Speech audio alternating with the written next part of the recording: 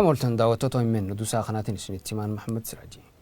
Dhibee koronaa irratti hubannoon uummataa ammas laafaadhaa jaame. Haala kana salphisanii ilaaluun bakka garagaraatti mul'ataa jaamee jira. Dhukkubni kun bifa weeraraatiin biyya keessatti waan danda'uuf uummanni of eeggannoo taasisuun haalaan barbaachisaadha jedhan ogeeyyiin fayyaa himmenni fi yaada isaanii kennanii Abdulaam Hassan kanarratti waan qindeesse qaba.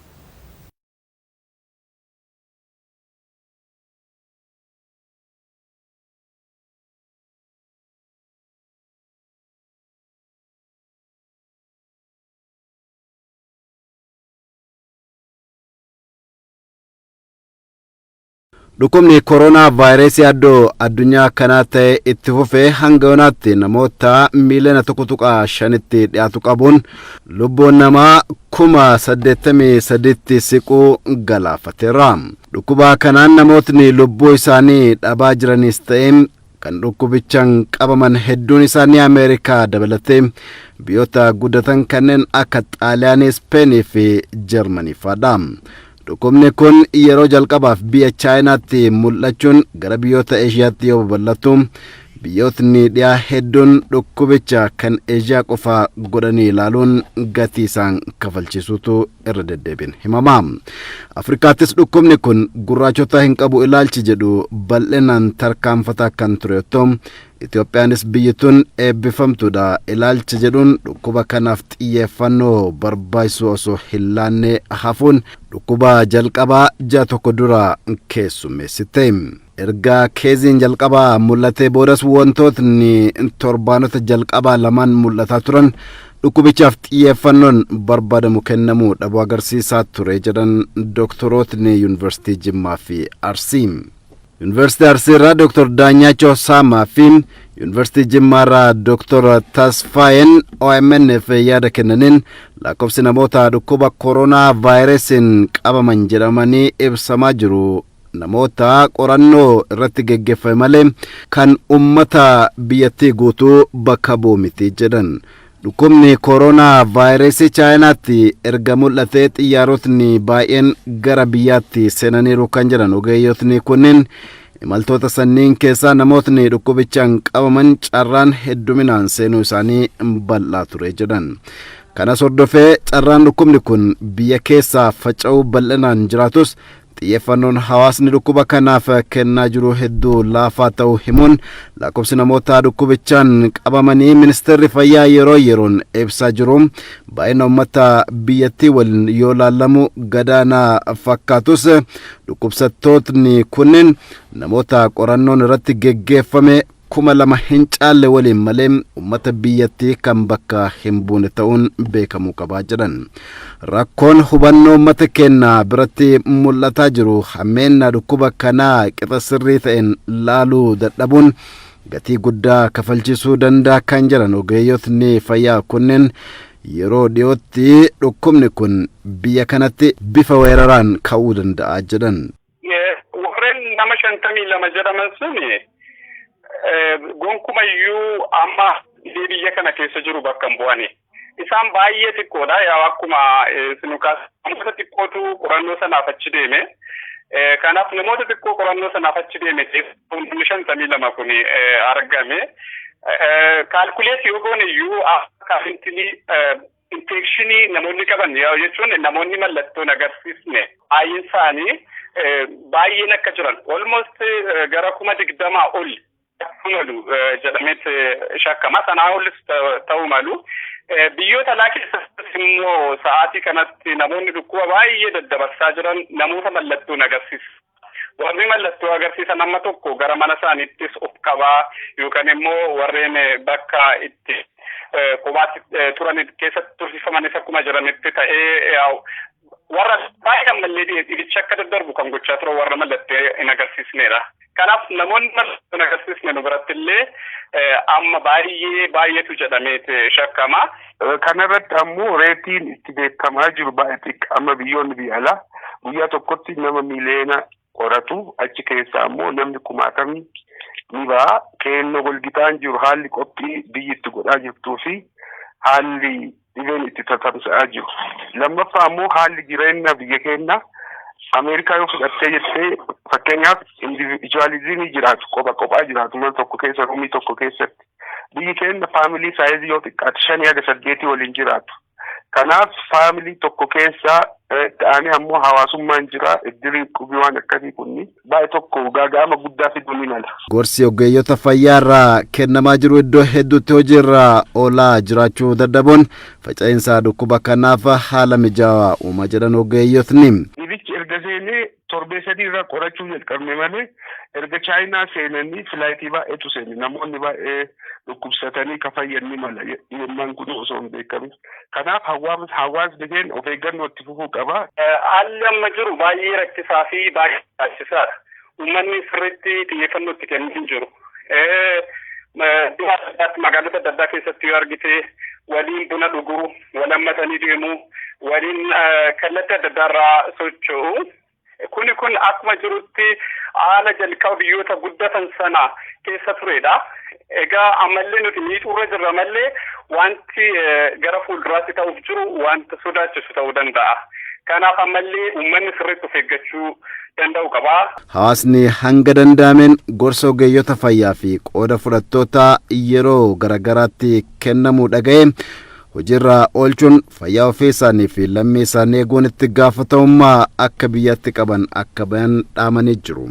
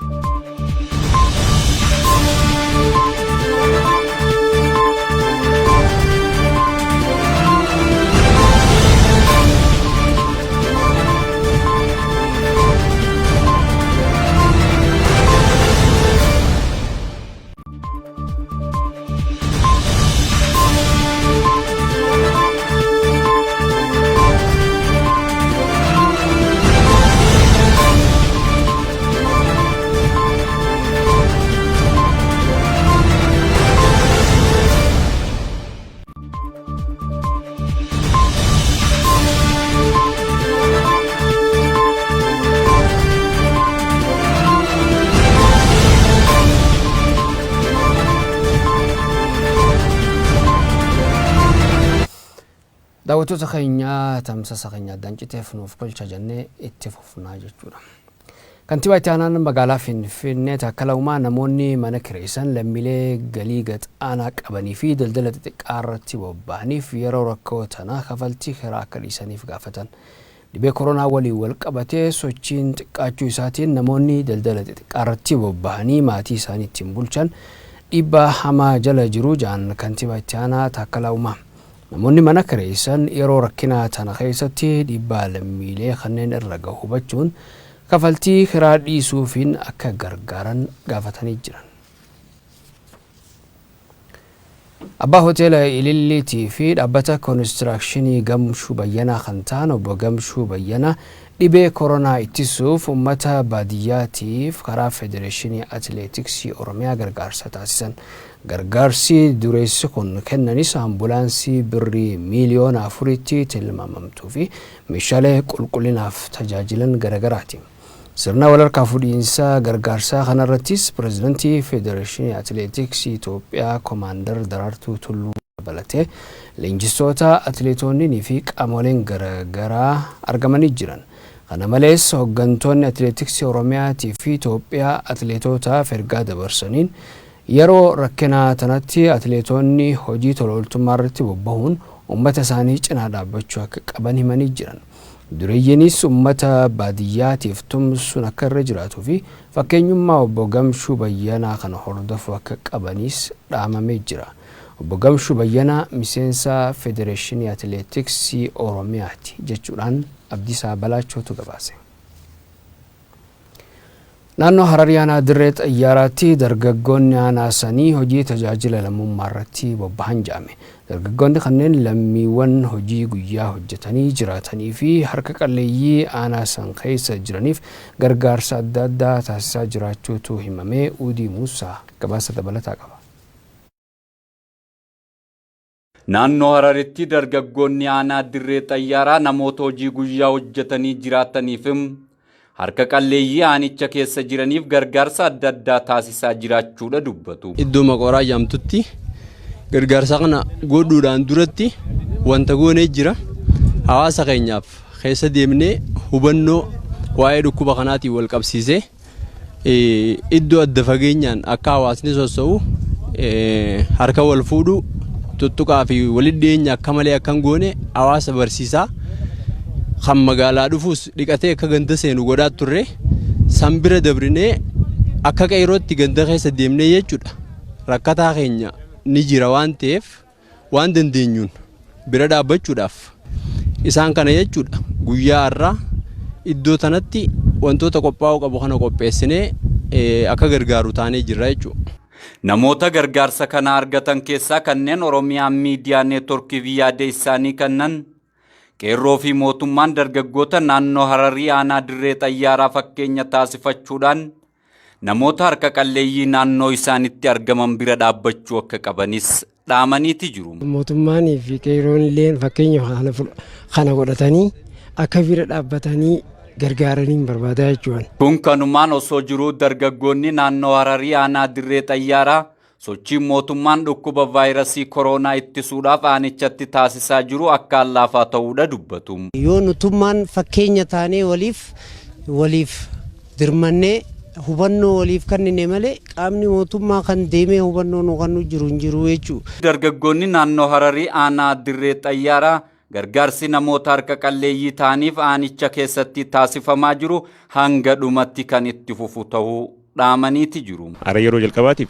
isaan kana goone akkasumatti mas gargaarsi kun dhaabbatu osoo hin ta'in haala itti fufiinsa qabuudhaan hawaasa keenya hanga haalli biyyaa kun takkaa dhukkubni kun sadarkaa du'aa harkatee nageenyi argamu takkatti gargaarsi keenya kun itti fufu ta'uusaa gamaan ibsuu barbaada. Gabaasa Oromiyaa Miidiyaa Neetworkii qophaa'eef Uudii Muusaati Harar. Abbaan Tiwiitar Jaak Doorzii tattaaffii tamsa'ina vaayirasii koronaa to'achuuf taasifamuuf deeggarsa doolaara biiliyoona 1 kennuuf akka jedhu beeksise. Jaak Doorzii fuula Tiwiitarii isaarratti ergaa barreesseen deeggarsa godhuuf akka jedhu beeksisee jira. Maallaqni kun qabeenya isaa keessaa dhibbentaa 28 haajamee jira. Abbaan Amazon Jeff Bezos gamas isaaniitiin doolaara miiliyoona 100 kennuun namoota Ameerikaatti sababa weerara dhibee koronaatiin hanqina nyaataa qabanii gargaaruuf akka jiru himameeti jira. Abbaan Apple Tim Cook immoo Xaaliyaanii weerara dhibee koronaatiin miidhamteef deeggarsa meeshaalee wal'aansaa akka taasisu beeksisee jira. Dhibeen koronaa rakkoo jabduu addunyaa akkuma ta'etti jira. Addunyaa irratti dhiibbaa dhibeen kun uumeen Manneen barnootaa cufamuun barattoonni biiliyoona 1 fi miiliyoona 500 ta'an barnootaan ala akka jiran ibsamee jira. Dhiibbaa dhibeen koronaa geessisaa jiru laalchisee Lalisaa Indiriis waan qindeesse qaba. Chinese officials removed as death. Jiinni bitootessa bara 2020 addunyaadhaaf ji'a hibboo baatteetti dhufte ta'uun deebiin hibboo isheetii dhabamuu isaa fangaarraatti mata bowwuu taatee jirti. Guyyoota 40 darban keessatti wantoonni gurguddoon addunyaan qabdu hibboo ji'a bitootessaaf deebii bituu hin dandeenye. Hibboo daawaan koronaa maali jedhus beekumsaanis qabeenyaanis deebisuuf kan hiriire 1000 ta'us bitootessi gaaffii deebiitti argachuu dadhabde eebilatti dabarsitee ofii duuba deebite. Hibboo guddaa furmaata dhabuu vaayirasii koronaatiin lubbuun ilma namaa akkaataa rifachiisaan yeroo darbu oduun miidiyaalee gurguddoof xixiqqaa isa qofa ta'uuf dirqame. Sababa dhibee kanaatiin lubbuu namaarra darbee dinagdeen biyyaa sirriina agarsiise. Dinagdee qofa osoo hin taane adeemsi baruuf barsiisuu addunyaarraa 91 dhaabbachuun barataan barnoota addaan kutee gara mana maatii isaatti galuun dirqamatti taate. Akka gabaasni yuuniskoo agarsiisutti hanga eebila 5tti sababa dhibee kanaatiin addunyaa kanarraa barataan biiliyoona 1.5 barnoota addaan kutuun gara manaatti deebi'e. Guyyoottan rakkisoo jedhamuunis namni mana ofii keessa ooluun dhukkubicha dheessuun akka furmaataatti lafa kaa'ame. Of eeggannoowwan dhaabbanni fayyaa addunyaa didiriirsee hedduu isaa warri kabajanii fi eeggatan dhukkubicharraa bilisa ta'anii jiraatanis kanneen of eeggachuu dhabuunis ta'uu tasaan dhibee kanaaf saaxilaman danatanii addunyaan kun sababa vaayirasii kanaatiin guyyaatti lubbuu nama 6,000 ol dhabuuf dirqamte. Odeeffannoo hanga gabaasni kun qindaa'etti jiruun vaayirasiin kun addunyaarraa nama miiliyoona 1.5tti dhiyaatu qabee kan jiru yoo ta'u lubbuu nama 80,000 olii dabarsee jira. Guyyaa kaleessaa qofa biyyi Faransaay nama 1,417, USA'n lubbuu nama 1,375 kan dhaban yoo ta'u UK'n 786, Xaaliyaaniin 604, Ispeen 556 dhabuudhaan gaddi dachee golgeera. Dhibee koronaatiin kan qabaman ministeerri muummee Biriteen Boris Johnson halkan lammaffaatiif hospitaala kutaa yaalii cimaan namaaf taasifamu keessatti dabarsan. Boris Johnson dhibee koronaatiin qabamaniitti yoo dinnaan gara hospitaalatti geeffamuun wallaanamaa jiru jaame. Dhibuma koronaatiin wal qabatee Ameerikaatti guyyaa tokkotti namoonni 1,800 caalaan lubbuu isaanii dhabuun dhagahamee jira. Kanaanis lakkoofsi namoota dhibee koronaatiin Ameerikaa keessatti lubbuu isaanii dhabanii naannoo 13,000 gahee jira. Jarmaniitti immoo lakkoofsi namoota dhibee kanaan qabamanii 100,000 caalee jira. Oduu koronaarraa hoggas deebinuu godina Horroo Guduruu Wallaggaa aanaa Abaaboo Guduruutti jiraattonni eega humni elektirikaa nurraa citee baatiiwwan lakkaa'amanii jiran. Humna elektirikaa Itoophiyaatti diistiriiktiin Naqamte immoo rakkoon isaanii dhiyeenyatti furamaa jira. Taganyee daaqaa dabalata qaba. Jiraattonni godina Horroo Guduruu Wallaggaa aanaa Abaaboo Guduruu gandoolee adda addaa sababii ibsaa dhabnee fi rakkoo hawaasummaa adda addaaf saaxilamaa jirra jechuun komatu. Gandaloo yamaloolee keessa ibsaa kunoo rakkannee mootummaan akka hawaasni tajaajilamu godhee ture. Tiraansfoormeriin gubatee aanaatti himannaan aanaan gara Naqamteetti nu ergee achis immoo dhufnee firri gaafa bultii 5 iyyaara galchinee mayoonaa G7 gara G6 kanaaf rakkoo guddaan nurra gahee baaburri dhaabattee warri hojjetanii maashinoota adda addaatiin hojjetan maashiniin dhaabattee manni bunaa dhaabattee aanaa yommaadhaan nu gararraa gaafadhaa nuun jedhu gararraa innaadhaan nu aanaa keessan dubbisaa jedhu inni gararraa gajjallaatti qabata inni gajjallaa immoo isa gararraatti qabata kana idduutti hawaasni miidhamee ibsaan erga nu jalaa badde yookaan immoo tiraansfoormeriin erga nu jalaa gubate gaafa onkololeessa 30 bara 2012dha. Isa kanallee bulchiisni aanaa Abaaboo Guduruu gaafa guyyaa sanaa baduusaa xalayyaa mirkaneesse qaama Naqamtira jiru kanatti ibsanne jennaan isinii furmaata laanna nuun jedhanii ji'a 5ffaarraa kaasee istiil ammaarraa kanatti itti deddeebine yoo xiqqaate ji'a 5 maannoo guyyaa 5 guyyaa 6 ta'an nuti itti deddeebine gaafachaa turre dhumarra gahaniitu garuma aanaatti achi deebi'aa dhimma isaa aanaatu beekaa nuun jedhani gaafa aanaa gaafannu immoo aanaan maal jedhaa xalayaa isinii barreessineerraa bibira furmaatni jiru tiraansfoormerii nuti ofii keenya isinii dhaabuu hin dandeenyu nuun jedhaniitu qaamuma kana lamaan gidduutti deddeebi'aa jedha gaamma dhimmi keenya. Dhimma komii jiraattotaa kanarratti itti gaafatamaa humna ibsaa diistiriiktii Naqamtee kan ta'an obbo Biraan ol jirraa dubbifneefis komii hawaasaa kana yeroo gabaabaa keessatti furuufis hojjechaa akka jiran nutti himanii. Komiin isaanii sirriidhaan nuti qaama ilaallatutti zirzirii tiraansfoormarii gubatanii dabarsineerra. Tartiibuma gubateen immoo tartiiba gubateen geeddaruutti jira jechuudha. Rakkoo tiraansfoormariitu jira 15 isheedha kan isaanii. Tiraansfoormariin sun immoo maaf nu harka hin jiru. Kanaaf yeroo dhufu akka keessumsiisnu tartiiba dhufeen akka keessumsiisnu deebiinaati. Ammoo kan tiraansfoormarii xagganamuu jalqaban jiru akka waajjiraatti yeroo dheeraa waan fudhatu natti fakkaata. Studio magaalaa Finfinneerraa oduu isaa kana xumuratiin jira qophiilee OMN daawwadha.